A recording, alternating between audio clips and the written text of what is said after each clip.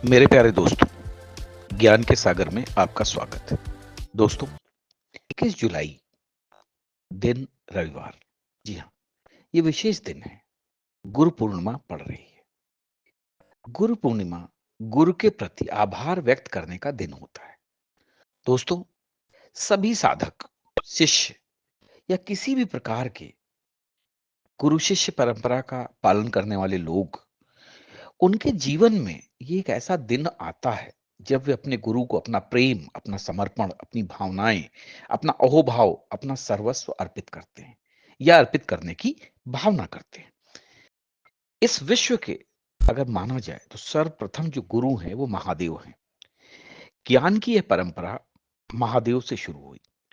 फिर ऋषि वेदव्यास ने पूरे भारत में घूम घूम कर ऋषियों को तैयार किया, आचार्यों को तैयार किया कि तुम अपने अपने क्षेत्र में इस ज्ञान को प्रसारित करो, प्रचारित करो, ज्ञान की गंगा बहाओ। इसीलिए गुरु पूर्णिमा का दिन ऋषि वेदव्यास का दिन है। इसे वेदव्यास पूजा भी कहते हैं।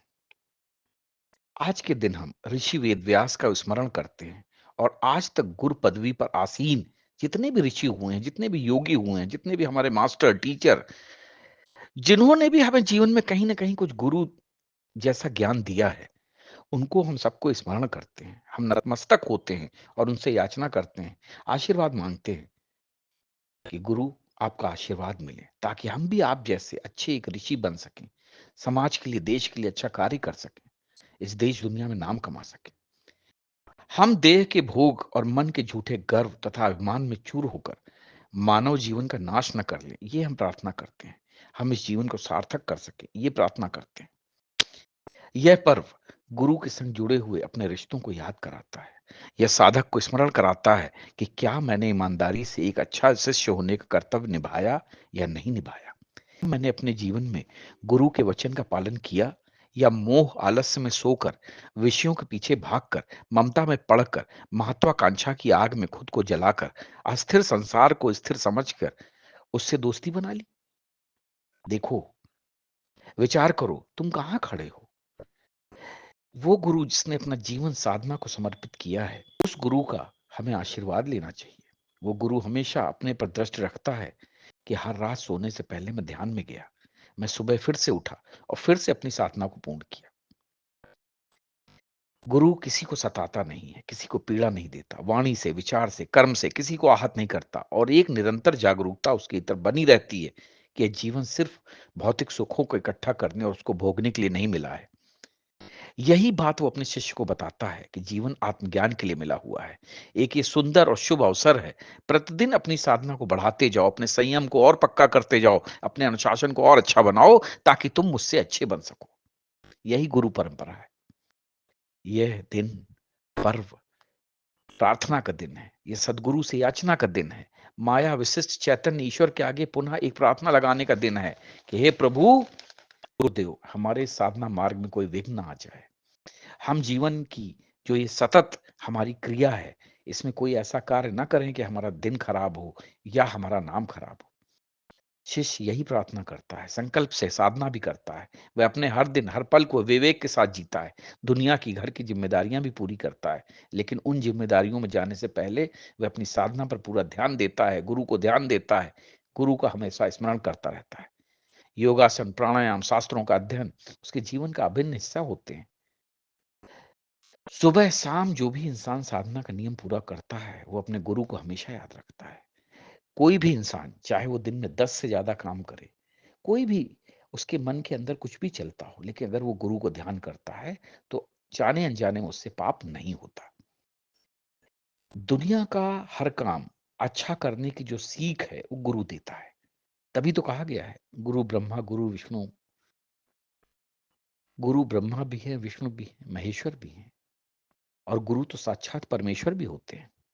तो गुरु ही वो होता है जो कि ईश्वर के दर्शन कराता है ना? गुरु गोविंद दोऊ खड़े काको लागे पाँव, बिहारी गुरु आपने ईश्वर दियो बताए। तो ये बिल्कुल सही है। गुरु ही आपको ईश्वर से साक्षात्कार कराता है।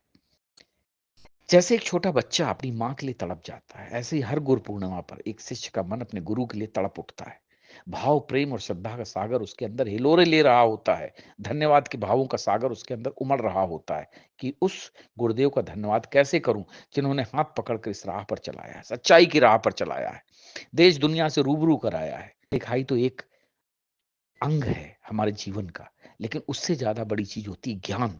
गुरु ज्ञान देता है। पढ़ाई लिखाई एक सिलेबस के अंदर सिमटी हुई चीज है, लेकिन ज्ञान असीमित है, अनंत है। तो गुरु ज्ञान देता है। कहा जाता है कि दान में ब्रह्म विद्या का बोध होता है और गुरु उस ब्रह्म विद्या को देता है। गुरु को हम सिर्फ गुरु पूर्णिमा वाले दिन ही नहीं, पूरे जीवन कुछ न कुछ समर्पित करते रहते हैं। तो इसलिए इस पावन पर्व पर सबके लिए हमेशा ये कामना बनी रहनी चाहिए कि हे देवाधिदेव भगवान आशुतोष, हे ऋषि वेदव्यास, आप सब पर कृपा करें। इस ज्ञान और तप और योग के मार्ग पर आप सब बहुत सुचारू रूप से, बहुत अच्छे ढंग से चल सके।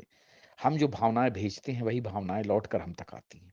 इसलिए जीवन को धन्य करने की प्रार्थना अगर हम गुरु के साथ करते हैं तो गुरु भी हमें वही प्रार्थना और वही भाव वापस करते हैं।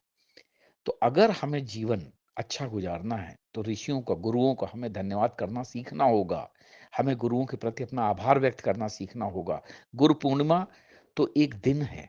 गुरु साल के 12 महीने, 365 दिन उनकी आशीष हमारे साथ चलती है। तो इसलिए गुरु को हमें हर वक्त याद करते रहना चाहिए। गुरु पूर्णिमा वो दिन है जब शिष्य अपने गुरु को याद करता है और उससे एकीकार होने की प्रार्थना करता है।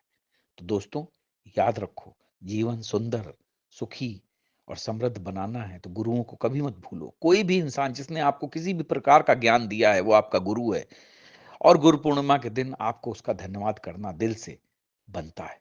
दोस्तों, इस बात को याद रखना। यदि आप दिल से किसी को धन्यवाद देते हैं तो याद रखिए, ग्रेटिट्यूड जिसको कि कहा गया है, ग्रेटिट्यूड जिनके अंदर भरा हुआ होता है वो जीवन में कभी निराश नहीं होते। उनका जीवन सकारात्मक होता है और उनके जीवन में हमेशा तरक्की होती है।